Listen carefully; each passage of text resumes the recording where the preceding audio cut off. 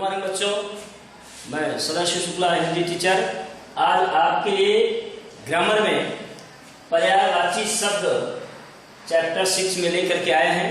तो सबसे पहले हम पर्यायवाची शब्द की परिभाषा जान लेते हैं, तत्पश्चात आगे बढ़ते हैं।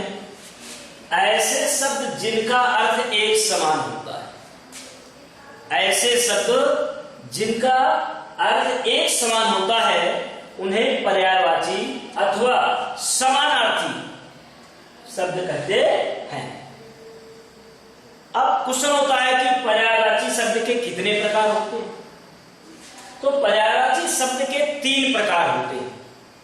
नंबर 1 पूर्ण पर्याय, नंबर 2 पूर्ण पर्याय, नंबर 3 अपूर्ण पर्याय। पूर्ण पर्याय क्या है? वाक्य में यदि एक शब्द के स्थान पर दूसरा शब्द रखा जाए और उसके अर्थ में कोई अंतर न पड़े, एक शब्द के स्थान पर दूसरा शब्द रखा जाए और उसके अर्थ में कोई अंतर न पड़े, उसे पूर्ण पर्याय कहते हैं। जैसे आश्रम, इसका दूसरा शब्द रखा गया है मठ, कोई इफेक्ट नहीं। उसके बाद पूर्णापूर्ण यानी पूर्ण धन अपूर्ण बराबर पूर्णापूर्ण पर्याय। जब एक प्रसंग का समानार्थी शब्द यानी एक प्रसंग का समान अर्थ रखने वाला शब्द दूसरे प्रसंग में असमान अर्थ का बोध कराता है। जब एक प्रसंग का समान अर्थ रखने वाला शब्द दूसरे प्रसंग में असमान अर्थ का बोध कराता है या स्पष्ट करता है तो उसे पूर्णापूर्ण पर्याय कहते हैं। जैसे खाना खाना, खाना खाना, कपड़ा टांगना, कपड़ा टांगना, ये खाना और उसके बाद उसी प्रकार से वो भी खाना है, लेकिन क्या कर रहा है? स्थान दूसरे शब्द रखा जाए और उसके अर्थ में कोई अंतर न पड़े। जब एक प्रसंग का समानार्थी दूसरे प्रसंग में असमान अर्थ का बोध कराता है, खाना और दूसरे खाना, यानी खाना खाने के लिए आपको संबोधित किया जा रहा है। एक तो खाना है और दूसरा खाने के लिए कहा जा रहा है, असमान अलग अर्थ हो गया उसका।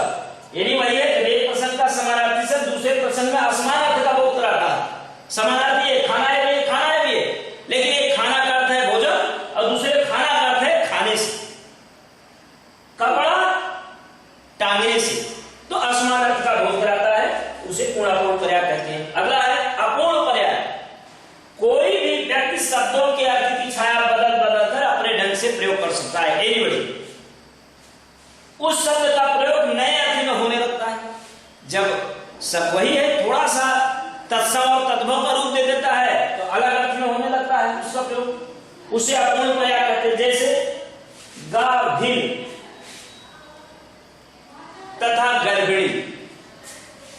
अब गाभिन शब्द का प्रयोग हमेशा पशुओं के लिए किया जाता है, मेरी पशु या मेरी गाय जिसके लिए किया जाता है वो गाभिन। और गर्भिणी शब्द का प्रयोग हमेशा स्त्रियों के लिए किया जाता है। कैसे? अब देखिए दोनों में डिफरेंस। ये ऑलवेज पशुओं के लिए उपयोग किया जाता है, गाभिन। दूसरा गर्भिणी, जो हमेशा स्त्रियों के लिए उपयोग किया जाता है। जैसे मेरी पशु गाभिन है, लेकिन वह स्त्री गर्भिणी है, इसके लिए प्रयोग किया जाता है। तो ये दोनों का अर्थ अलग अलग, ये अपूर्ण है। गाभिन में अलग अर्थ किया गया, कोई व्यक्ति शब्दों के अर्थ की छाया बदल दिया गया, गाभिन और गर्भिणी बदल दिया गया तो उसके स्वाभाविक है अपने ढंग से उसका प्रयोग हुआ है और अर्थ जो है पूर्ण अपूर्ण यानी अपूर्ण पर्याय उसे कहा जाता है। इधर अलग है उधर अलग है, शब्द एक ही है, गाभिन और गर्भिणी के तत्सम शब्द का प्रयोग किया गया, तद्भव शब्द का प्रयोग किया है, इसे अपूर्ण पर्याय कहते हैं। वो पर्याय पूर्ण नहीं है बल्कि अपूर्ण है, शब्द की छाया बदल करके अलग अलग स्थानों पर प्रयोग किए गए। तो अब हम चलते हैं, देखते हैं कि पर्यायवाची शब्द और उसके समानार्थी। देखिए बेटा, तमाम पर्यायवाची शब्द हैं, उसके समानार्थी हैं, जैसा आपको परीक्षाओं में दिया जाता है। कुछ शब्द ऐसे होते हैं कि जिनको बच्चे तत्सम और तद्भव के आधार पर सिद्ध किया जाता है।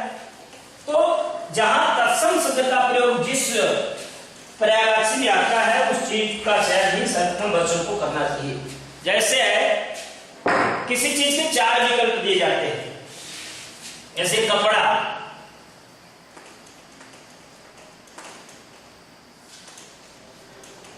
कपड़ा का उचित पर्यायवाची शब्द आपको छांटना है। यदि चारों विकल्प कपड़ा के ही पर्यायवाची हैं, लेकिन सर्वोत्तम कौन है? जैसे है पट, चीर,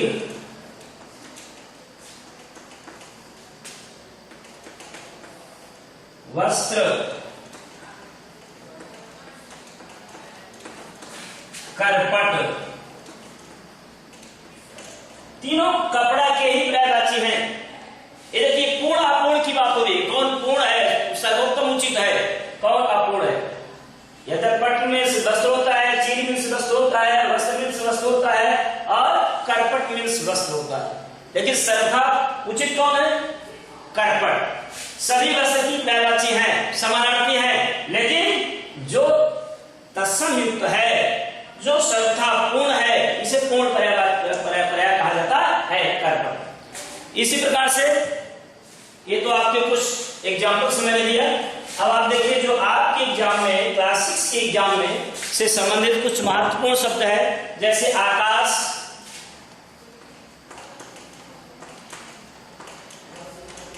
आकाश की पर्यायवाची गगन,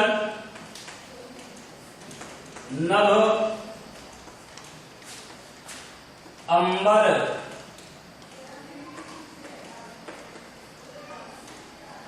कमल, पंकज, अंत में जल लगा दीजिए, कमल की पर्यायवाची हो जाएगी पंकज, नीरज, तोयज, पंख में कीचड़, जामिस जन्म लेने वाला, जो कीचड़ में जन्म लेता है कमल, नीर पानी, जामिस उत्पन्न हुआ, नीरज, इसी प्रकार तोयज पानी, जामिस उत्पन्न हुआ ना, तोयज, तो ये कमल की पर्यायवाची। इसी प्रकार से बादल,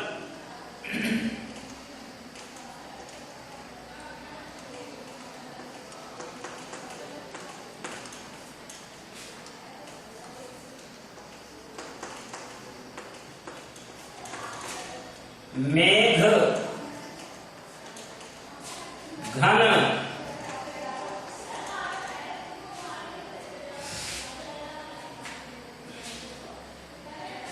जलद,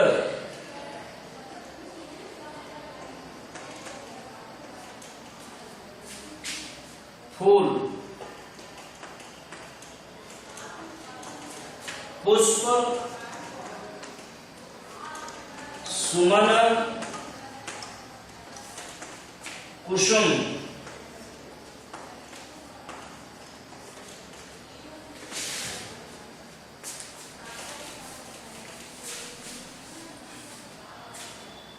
घर की पर्यायवाची निकेतन, सदन,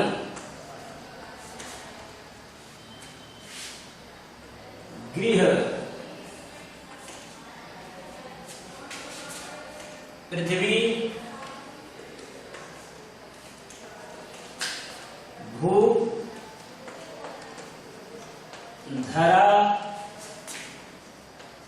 वसुंधरा,